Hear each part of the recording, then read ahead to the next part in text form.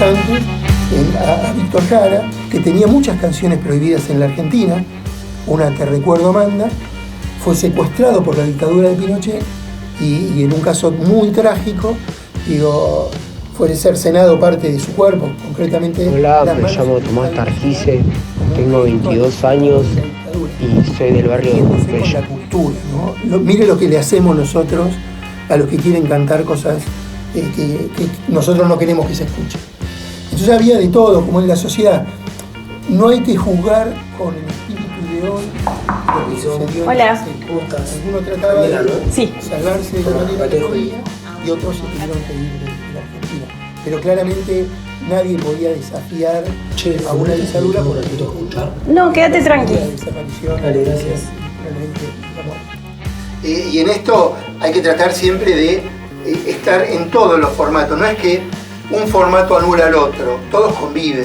Así como en su momento estaba el teatro, después vino el cine y se pensaba que el teatro iba a desaparecer, y después cuando vino la televisión se pensaba que el cine y el teatro, y hoy en día convive el teatro, el cine. Buenísimo, Diego, salió genial, muy interesante. Bueno. Él es Tomás, se quedó a escuchar. Hola, Diego. Hola, Tomás. ¿Cómo te va? ¿Todo bien? Un gusto. Muy interesante estuvo. Buenísimo. ¿Ustedes, por una cuestión de edad, sabían un poco esto que sucedió en la Argentina y eso? No sabíamos nada. Yo no sabía, Diego. ¿Desde cuándo fue? Este periodo de la historia, del 76 al 83, fue durísimo. Realmente muy duro, uno de los más trágicos de la Argentina. Se recurrió a la desaparición de las personas, la tortura, situaciones inimaginables en nuestro país, y también se apuntó fuertemente a invisibilizar las producciones culturales y se llevó a un delirio, de armar un listado. Mira, justamente acá está el listado que se publicó hace unos 10 años, más o menos, de las canciones prohibidas. O sea, no se podían pasar estas canciones por radio o por televisión.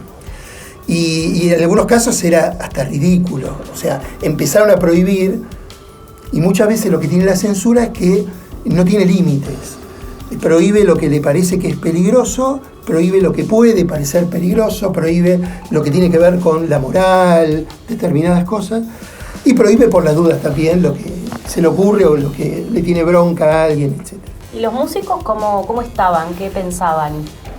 Y había una diversidad muy grande, como siempre que sucede algo trágico, ¿no? Hay gente que trata de invisibilizarse, hay gente que se tuvo que ir porque estuvo amenazada. El clima ya se había complicado en el año 75 con algo que llamó la AAA, ¿no?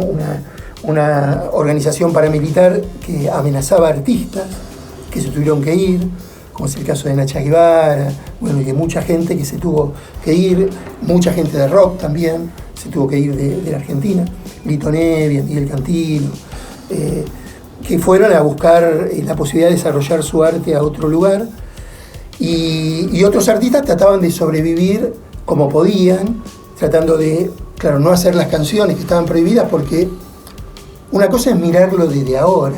Alguien puede pensar, qué valiente, hace una canción prohibida. No.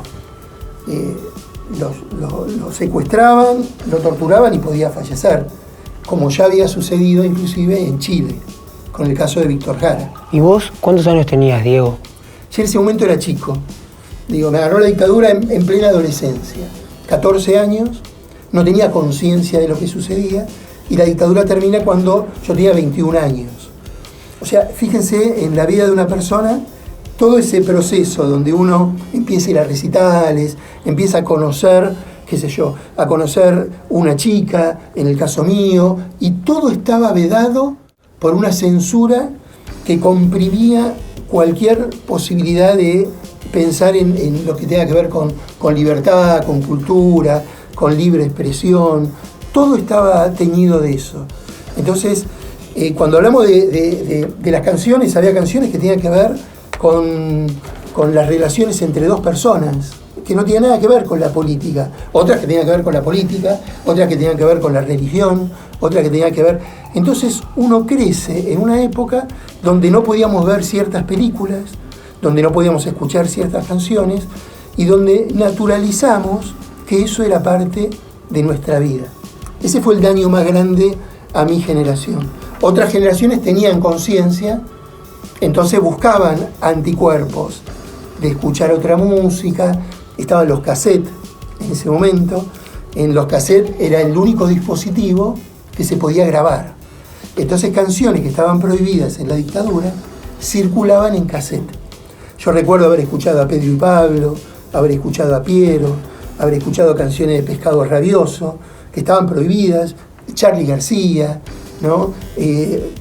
Guaraní, Larralde, María Elena Walsh.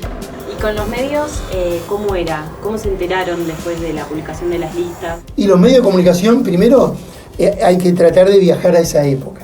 Claro. No existía internet. O sea, con lo cual no existía el acceso, o sea, que alguien pueda elegir la música que quiere escuchar, salvo la que circulaba de mano en mano o que prestaba un amigo. Estos discos, por supuesto, no estaban en las disquerías. Y en ese momento estaban los discos de vinilo, ¿no? Era lo que uno generalmente compraba, y empezaba a circular el cassette. Recién empezaba a circular el cassette en el 76. Con lo cual era difícil acceder a la música. Se prohibió pasar música en inglés. Claro. En ese momento. Estábamos en guerra con una potencia que tenía un lenguaje extranjero, el inglés, se prohibió pasar en inglés. Entonces buscaron discos, mucho de rock nacional, y que tengan también un sentido un poco más nacionalista, que no lo querían antes. Es una esquizofrenia muy difícil de comprender. León Gieco dice, cuando Solo le pido a Dios pasar de estar prohibida en el año 78, cuando se salió al aire, no, cuando salió editada, a prohibida en los medios de comunicación, a ser declarada casi de difusión obligatoria después de la guerra de Malvinas, decía la esquizofrenia que vive Argentina. Si Fellini hubiese nacido en la Argentina, sería apenas un fotógrafo, decía, por esto de lo que sucedía. Ahí hubo un cambio, y luego, bueno, ya venía el fin de la dictadura y se abrió muchísimo esto, y empezaron a volver los artistas que estaban exiliados. Y era realmente, ahí sí, una fiesta. Uno ya recuerda en Barrock, en el año 82, el poder, la dictadura lo entrega en el 83, fines del 83. Pero ya en noviembre del 82 había un clima totalmente diferente en la Argentina. Gracias, Diego. No, gracias. Gracias a ustedes. Bueno, Tomás, espero poderte haber contado un poco esto. Muchas gracias por la información, Diego. Para mí la libertad sería que no haya, como dijimos, discriminación, censura, cómo uno puede hacer y deshacer cosas sin que el otro lo prejuicie, cómo poder llevar a cabo esta vida, además que yo soy una persona joven, y tener ciertas libertades, ciertos plus que antes por ahí en la época de mis padres, todavía más mis abuelos, no se podía. Entonces la verdad que es algo que día a día se va construyendo.